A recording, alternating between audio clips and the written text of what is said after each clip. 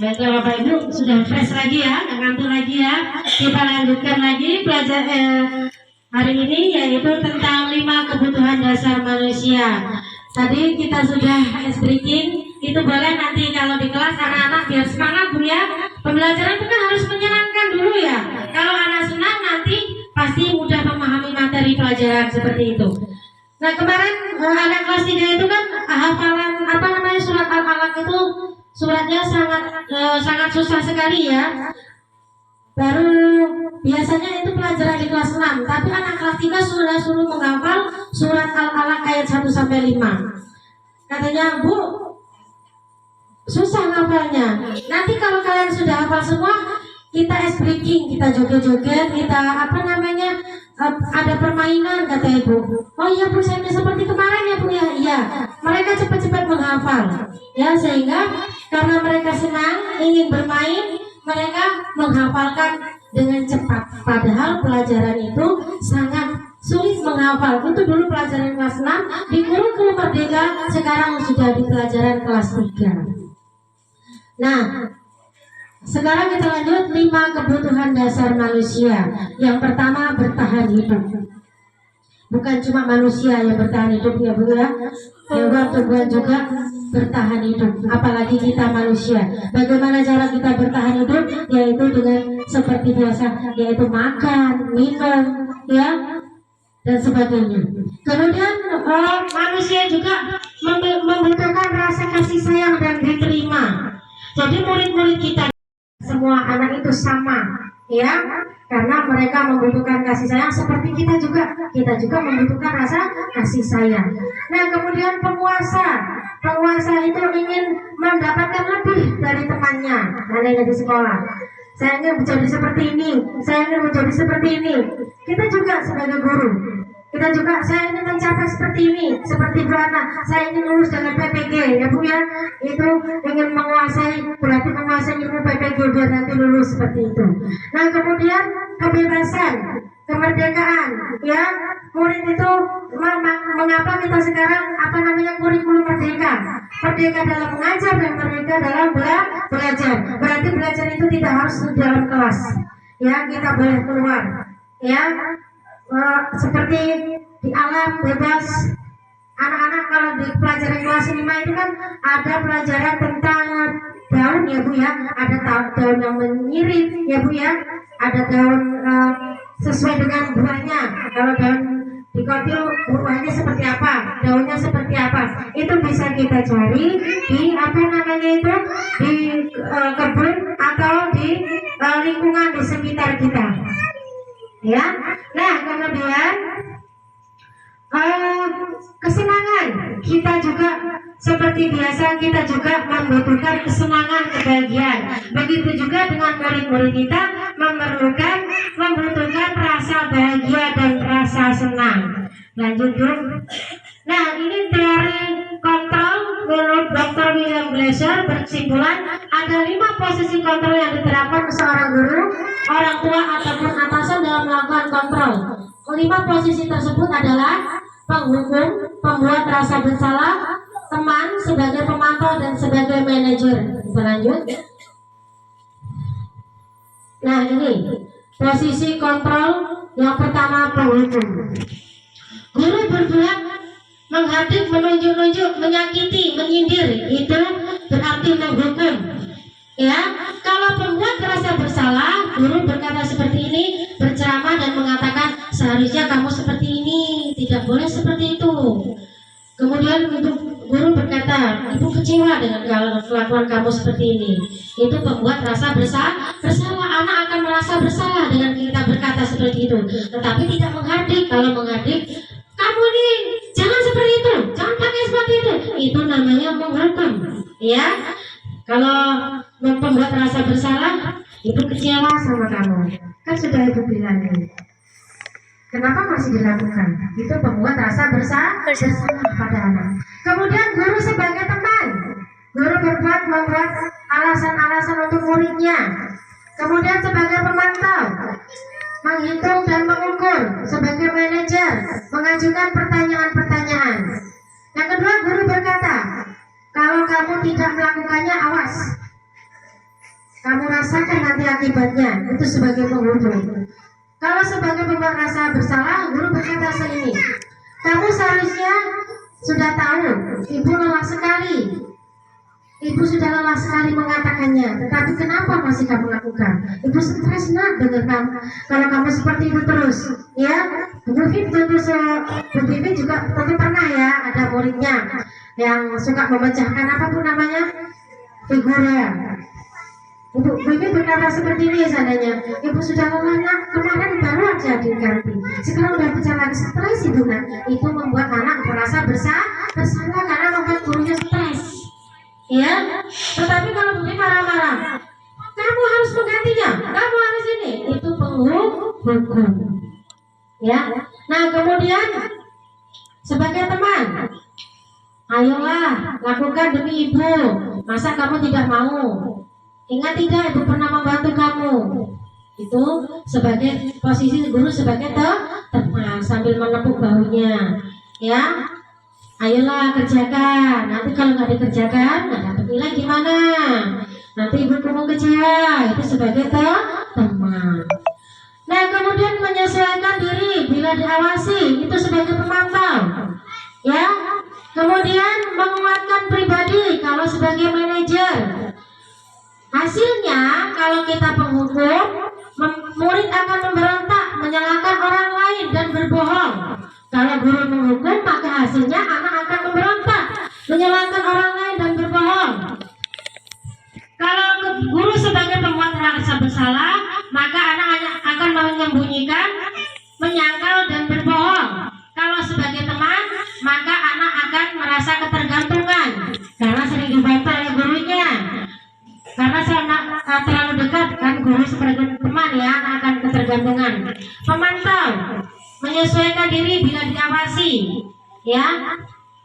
Nah kemudian menguatkan pribadi. Nah di sini kaitan dengan dunia berkualitas. Murid akan meletakkan guru di luar dunia berkualitas. Sedangkan pembuat rasa bersalah, murid meletakkan guru di dalam dunia berkualitas. Sebagai teman, murid meletakkan guru sebagai orang yang sangat penting di dunia berkualitas karena dianggap sebagai teman, jadi gurunya diletakkan sebagai orang yang berkualitas. Nah kemudian murid meletakkan guru peraturan dan hukum di dunia berkualitas jika guru sebagai pemantau. Jika guru sebagai manajer, murid meletakkan dirinya sebagai individu yang positif dalam dunia berkualitas.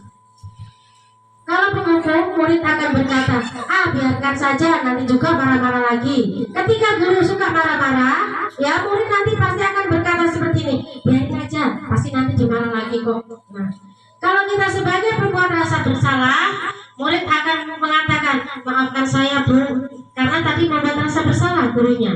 Ibu stres nah kalau kamu seperti itu terus. Maafkan saya bu, pasti anak akan meminta maaf karena merasa bersalah. Nah kemudian kalau sebagai teman, saya pikir bapak itu sebagai teman, ternyata enggak. Ya teman kan ada waktunya, ya. Sebagai guru juga ada waktunya, seperti itu. Nah kemudian jika kita sebagai pemantau, berapa banyak bintang yang saya harus peroleh, berapa halaman yang harus saya tulis. Kemudian sebagai manajer, bagaimana caranya saya bisa memperbaiki keadaan. Nah kemudian dampak pada murid jika kita menghukum, mereka akan mengulangi kesalahan. Jika kita sebagai pembuat rasa bersalah, maka murid akan merasa rendah diri. Jika guru sebagai teman, murid akan menjadi lemah, tidak mandiri atau tergantung. Jika kita sebagai pemantau, murid akan menitik beratkan pada sanksi atau hadiah untuk dirinya.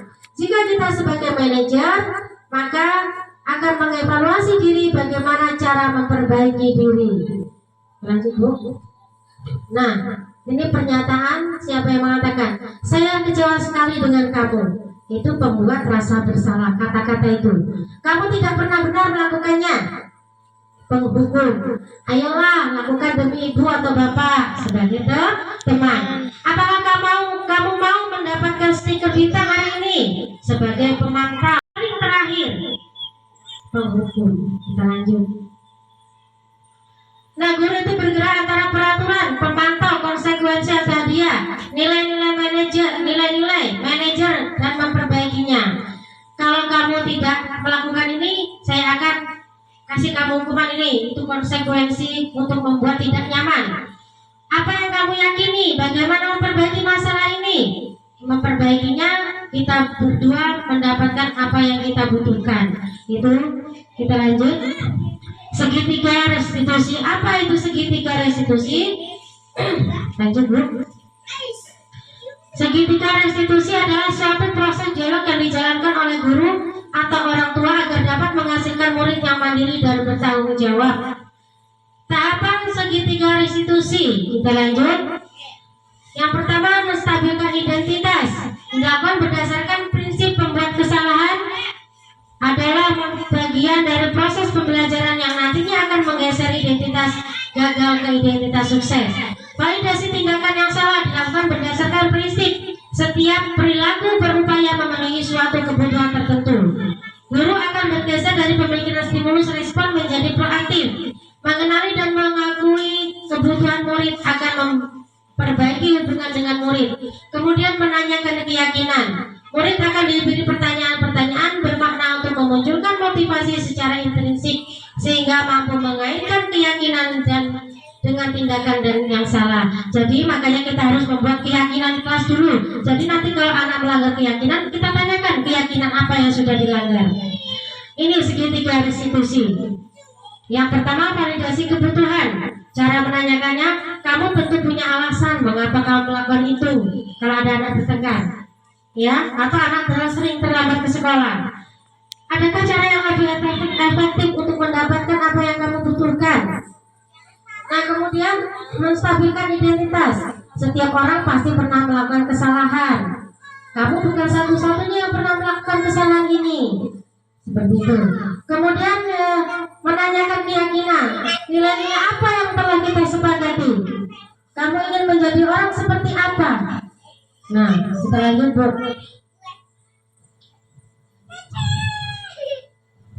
Menstabilkan identitas, ya, untuk membuat anak merasa gagal karena berbuat salah menjadi positif terhadap dirinya. Guru berkata, berbuat salah itu hal yang manusiawi. Tidak ada manusia yang sempurna. Bapak Ibu juga pernah berbuat salah.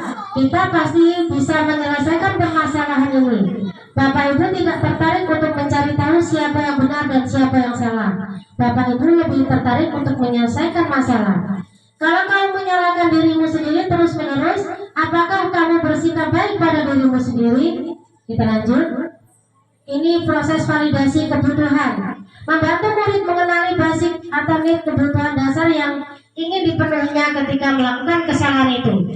Pada dasarnya setiap tindakan manusia tujuannya adalah memenuhi kebutuhan dasar. Apakah itu penguasaan, kebebasan, kasih sayang, atau rasa diterima atau kesenangan. Guru berkata, kamu bisa saja melakukan hal yang lebih buruk, tetapi kamu tidak melakukannya. Kamu pasti punya alasan mengapa melakukannya. Apa yang penting bagi kamu? Kamu boleh tetap berusaha menjaga sikap itu, tapi tambahkan sikap yang lain yang baru. Maukah kamu belajar cara lain untuk mendapatkan yang kamu butuhkan tanpa harus memukul? Apakah kamu bisa melakukan dengan baik besok lagi?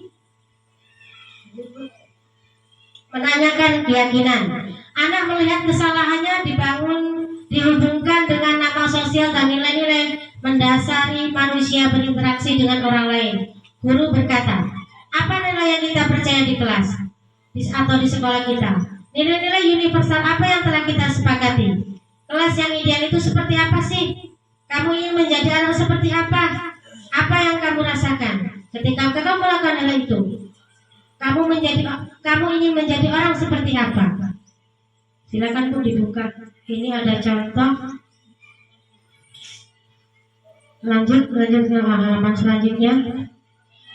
Ya. Ini video contoh cara menstabilkan identitas, ya. Ini saya bertanya sama Juan, saya dengar laporan dari guru tingkat, katanya kamu sering terlambat ke sekolah. Iya, kata Juan. Sudah berapa kali kamu tidak dapat ke sekolah? Kata Juan bilang sudah 5 kali katanya.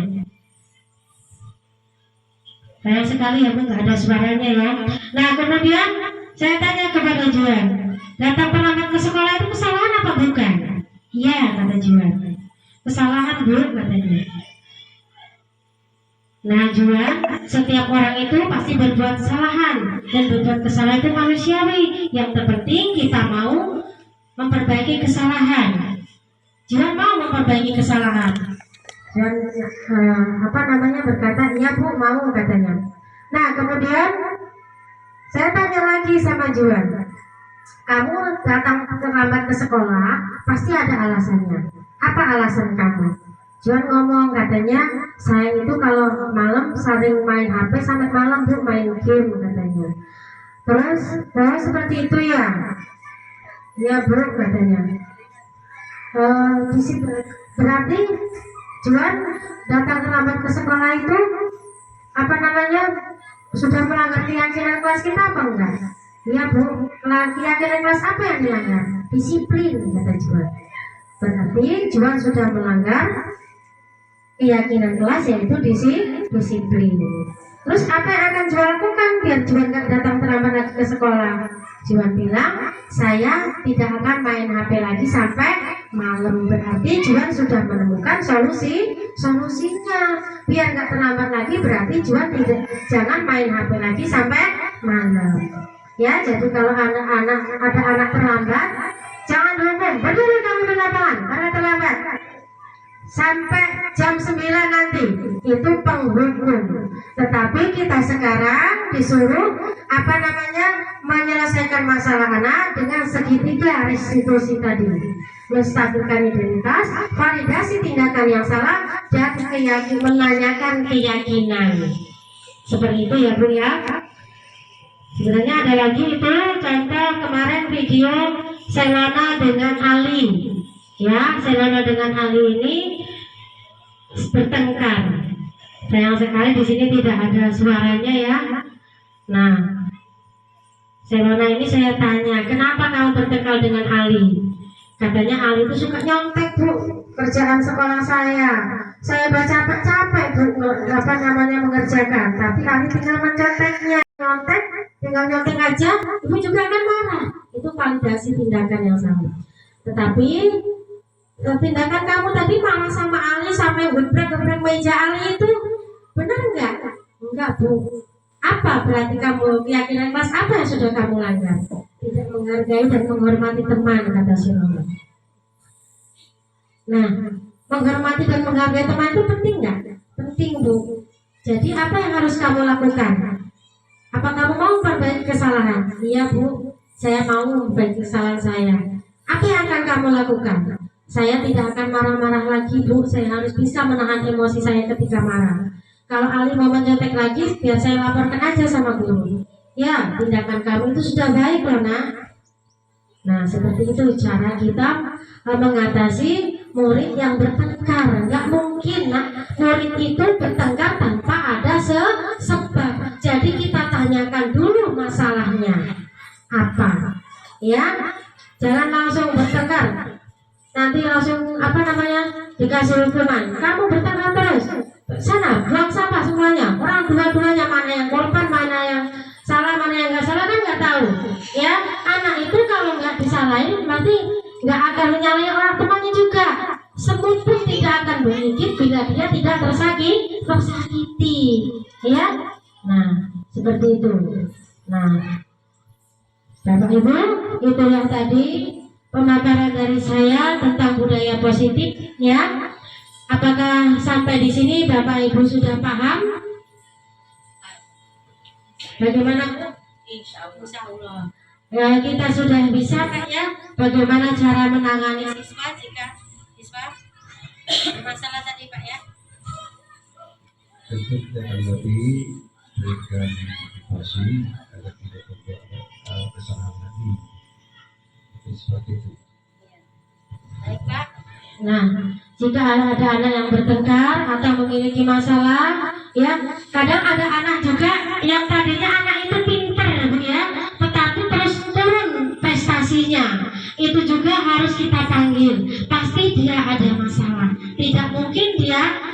punya masalah kalau dia prestasinya tiba-tiba menurun. Tentu kita punya murid seperti itu, Bu ya. Kita pernah mengalaminya di kelas ya. Nah, maka pakailah, gunakan cara dengan menggunakan segitiga restitusi. Nah, setelah saya jelaskan tadi, ya, selama ini posisi kita itu sebagai penghukum, pembuat rasa bersalah, sebagai manajer atau sebagai pemantau. Kalau selama ini kebanyakan kita sebagai penghukum. Nah, jadi mulai sekarang kita sudah tahu bagaimana caranya, maka pilihlah yang terbaik, ya. Yang terbaik itu kita sebagai pemantau, sebagai manajer, dan sebagai teman, ya, agar anak bisa memposisikan dirinya agar dia tidak merasa rendah hati atau rendah diri maksudnya, ya, dia bisa kembali ke kelompoknya masing-masing, kelompoknya lagi dengan hati yang tidak kecewa, ya, karena sudah mendapatkan solusi dari permasalahannya, ya. Nah, mungkin untuk pemaparan hari ini saya cukupkan sampai di sini. Saya ucapkan terima kasih kepada Bapak Ibu guru semua. Saya akhiri, billahi taufiq wal hidayah. Wassalamualaikum warahmatullahi wabarakatuh. Waalaikumsalam.